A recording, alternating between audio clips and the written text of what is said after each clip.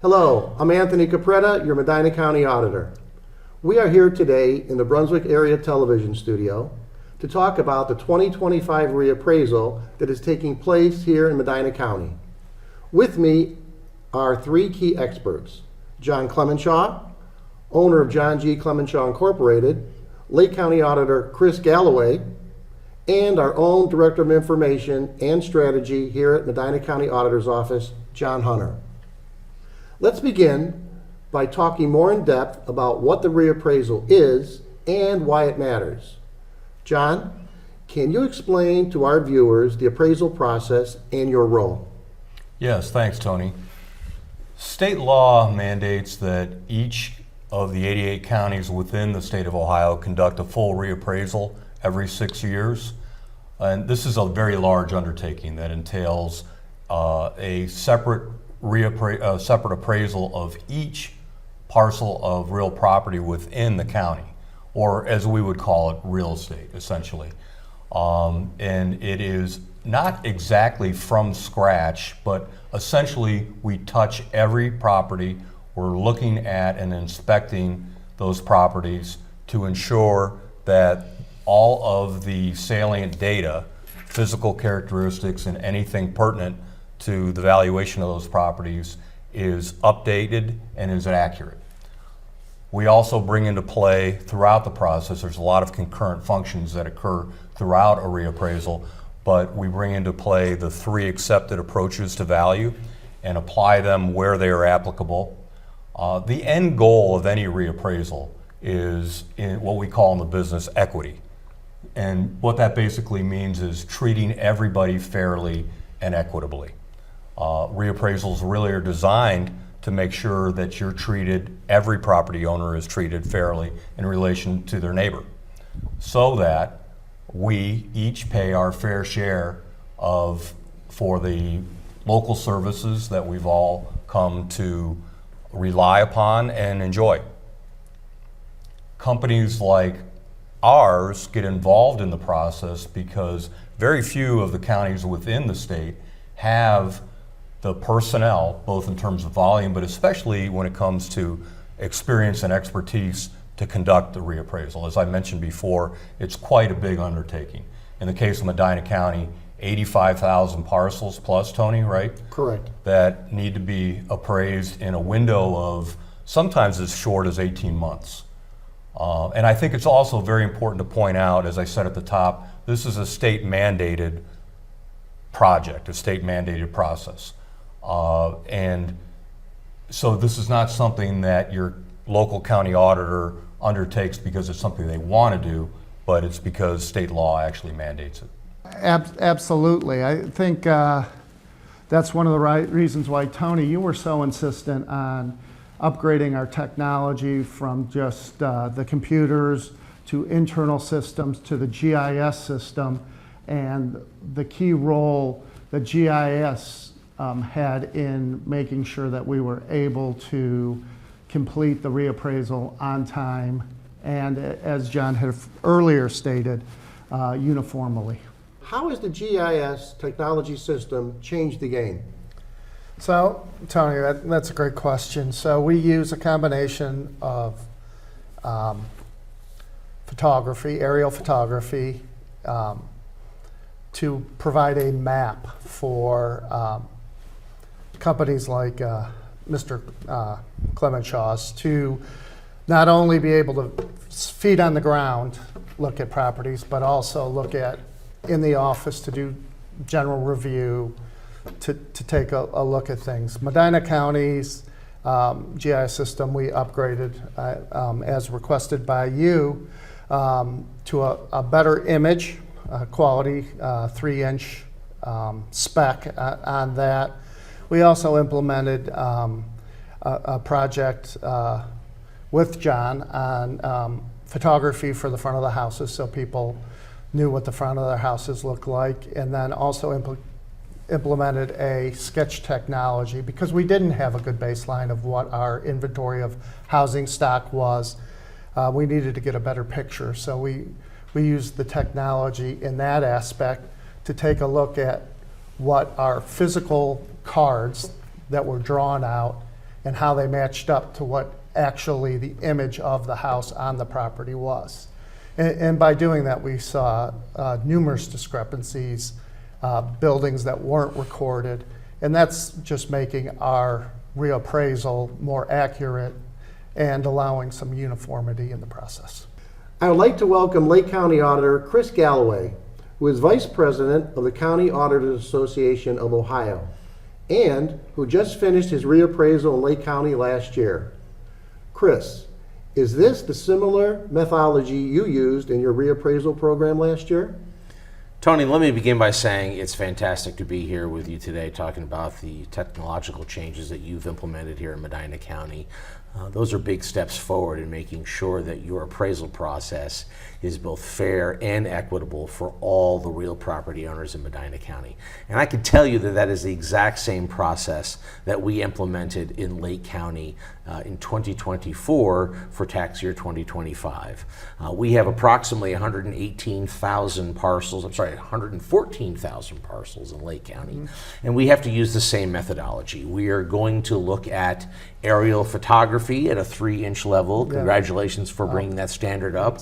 As well as looking at street view photography on all parcels within the county, on both public and private roads, so that we can get a full understanding of what is going on within each parcel, to look at it, compare that to the data that we have, and then to be able to analyze each neighborhood to determine proper value changes within that neighborhood.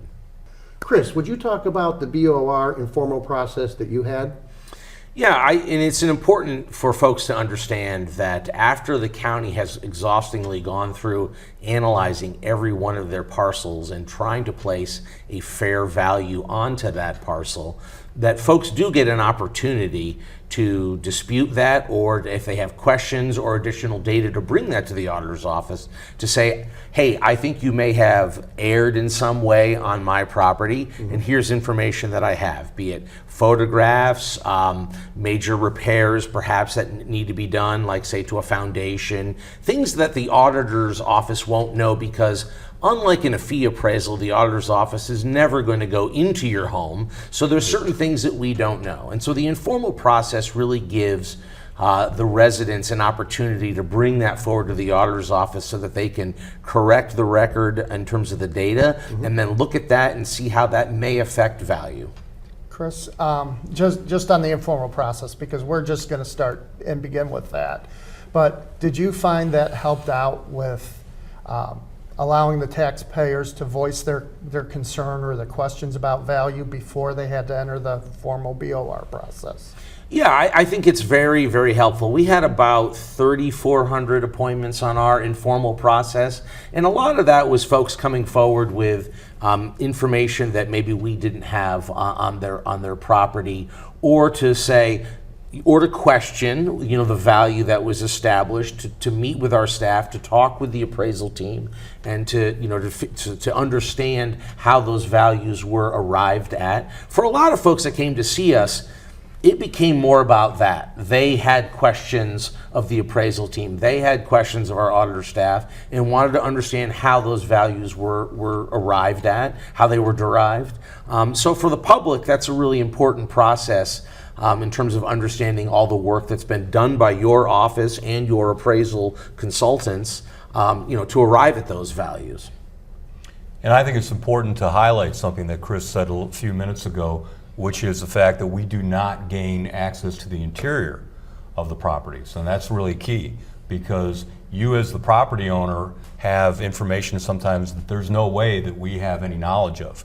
And so we rely on you to bring it to our attention, right, Chris? Well, that's right. I mean, when you're talking about what the county auditor's office is doing, mass appraisal is painting with a broad paintbrush, right? It's unlike when you do a refinance of your home, or you're buying a home or a parcel, where there's a specific appraiser that's going to go and inspect, every square inch of the parcel of the home, do an inspection perhaps, take a lot of photographs. The auditor's office is sort of painting with a broad brush by looking at characteristics of property, square footage, numbers of floors, the size of the parcel in terms of the acreage. So these are broader strokes, and sometimes those specific data points are really important to be able to drill that information down. Right. And that broad brush is to be applied consistently. I think that's another real key point here. As long as we can apply our methodologies in a consistent manner, it helps to ensure the equity that we've talked about. That's right. Every county auditor's office is trying to be consistent. Our mantra within the CAAO, the County Auditors Association of Ohio, is fair and equitable. We want every parcel treated fairly, every taxpayer treated equitably. And as you mentioned, Chris, that's the standard that auditors look for. John, are there standards within the appraisal field that you're trying to meet as part of the mass appraisal process? Yes, that's a good question, John. There is an international association known as the International Association of Assessing Officers, and they have standards that we abide by. And so, very good point. And that's a licensing agency also, correct? It is a licensing agency as well, but they provide certain, I don't know if parameters is the best, guidelines and standards that we all look to achieve, and I would say at a minimum. Okay. Tony, you mentioned something about the CAAO and where we've been positioning ourselves on property taxes and property tax reforms. And I know you've been part of a lot of those meetings down in Columbus with me. And I think it's important for folks to realize that, yes, the appraisal process is mandated every 6 years by the state of Ohio under state law. Auditors do their best to come up with a fair and equitable value, and then those values ultimately are part of the equation that results in property taxes. So when we talk about informal hearings, or we think about the Board of Revision, which you'll go through next year for anyone who is maybe still dissatisfied, let's be honest. At the end of the day, folks really aren't upset about their values going up. They're upset about their taxes going up. I would say they're probably pretty happy about their values going up. Well, I mean, at the end of the households. day, for most of us, myself included, our home is our single largest investment. Right? So we want it to appreciate in value. And thank God we live in the communities that we do, where our largest investment is appreciating in value. However, I know, and you know, Tony, that there's a lot of angst out there right now about property taxes. And that's why for the last couple of years, the Auditors Association has really been focused on making recommendations to the legislature and to the governor about things that need to be changed in the law to give taxpayer relief, based on the fact that we are experiencing a housing market that is historically abnormal. In the past, 4 or 5% increases over a 5 or 6 year period didn't create alarm for taxpayers. But now when you're looking at averages, in a 5-year period of 47, 48, 49%, that changes the game. And so to that point, a lot of the things that you and I have been advocating for at the Auditors Association with the legislature are things like increasing the homestead exemption for our senior citizens, so they're not pushed out of their homes in their later years while their fixed income starts to sort of be reduced in terms of real terms because of inflation. So we've been advocating for the legislature to increase those dollar amounts for that credit to give relief to homeowners. So folks at home understand the effect of inflation and the housing market on that. It was only a couple of years ago, maybe 4 or 5 years ago, the average person in a place like Lake or Medina, and I can generalize because we have a very similar housing stock, would have been getting $600 to $700 credit from that homestead if they qualified. And now that's down to around $450 to $460. Right. And so that's an unfortunate situation that the law and that state program hasn't kept up with the realities on the ground, both in terms of the inflation and the explosive housing market. So we've been advocating on that front, as you know, to really try to do something there. The other thing that we're seeing around the state is because of House Bill 920 and the $20 million floor funding guarantee for schools, you're seeing a lot of schools, their effective millage, and not to get into all the ins and outs of millage and how that works, so folks at home don't fall asleep on that, but it guarantees a minimum amount of funding for your local schools through property taxes. And when a school district falls below that $20 million guaranteed level, that amount is brought up in terms of their tax bills so that that school is able to get that 20 mills. And so what that has resulted in across the state in school districts that are below the 20 mil floor is a windfall of unvoted tax increases throughout the state on homeowners. And that has really been the biggest shock to the system for folks, is to get their tax bill and to see a really large increase, mostly not because of their appraisal increase, but because of House Bill 920 and the 20 mil floor. So we have been advocating for that to be capped, for that to disallow that windfall to our local schools. Because again, if you want more money, that's fine, but you should have to go back to the voters and ask for it. So that's another point that the Auditors Association and our county auditors have been really pursuing. Chris, how many school districts in Lake County were at the floor? So I have 4 and I can give an example. I mean, Willoughby Eastlake schools on the west side of my county saw some of the largest property value increases because they're in post-World War II bungalows, a smaller housing stock, which in this current housing environment has seen the largest percentage increases in value. Also, that district was about almost 6 mills below that 20 mil guarantee. Right. So that resulted in folks in, $200,000 bungalows, now 200,000, right? Mm-hmm. They were 130, now they're about 200,000, because that's what they're selling for. Those folks were seeing tax increases of, $1,000, $1,200, $1,300 in a year.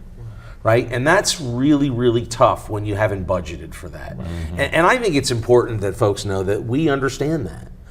Tony understands that, I understand that as auditors. Like, that's a tough spot to be in. Yeah. That yes, we have a job we are required to do under the law, but also in our advocating with legislators, meeting with our state leaders, and trying to push them to do the right thing as it relates to our taxpayers. Right, and you came out in the community and met with the schools and talked a little bit about that to see what kind of solutions jointly. Right.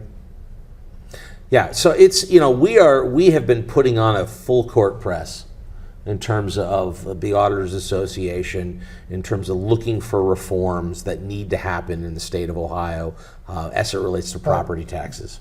But this isn't a Johnny-come-lately thing. The Auditors Association, from what Tony's told me, you guys have been looking to do this for several years and just haven't been listened to. Yeah, I mean, there wasn't a problem. No, that's absolutely right. I mean, when Tony was elected, we were into the thick of it, and I remember one of Tony's first meetings in Columbus, and he raised his hand and said, "What are we doing about this?" Yeah. I just became county auditor, and and there's real concern out there, and so. It's been great to have partners that jump right into the fray and to help and work with us. And, from that standpoint, thank you for all your efforts. I know it's hard to meet with those school districts because they're all looking for dollars. Sure. We're all competing for dollars to pay for things because everybody recognizes that things aren't getting cheaper. Right, they're not cheaper for anybody. Right, they're not cheaper for me when I just recently bought a car. They're not cheaper for the local fire district that just had to buy a new ambulance that's cost 40-50% more than it did 5 years ago. It's everybody is in a tough spot, and I think as county auditors we know that, and that we have to help lead that discussion because nobody knows and understands property taxes and how they're implemented better than county auditors. Auditor Galloway, John Cleminshaw, and John Hunter, thank you for joining us today.